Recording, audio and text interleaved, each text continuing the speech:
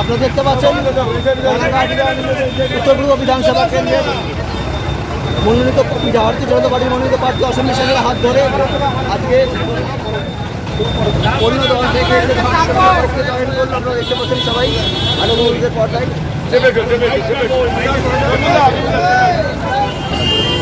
সামনের দিকে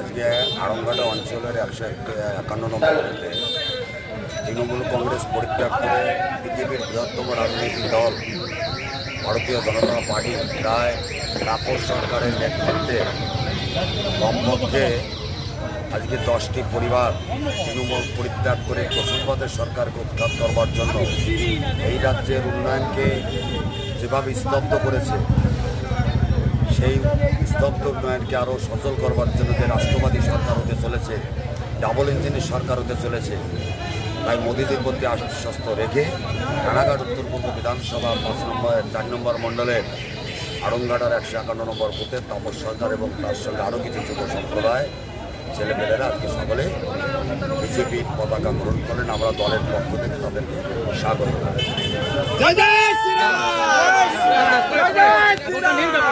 আস্তে আস্তে বলবো, হ্যাঁ তখন বলবো।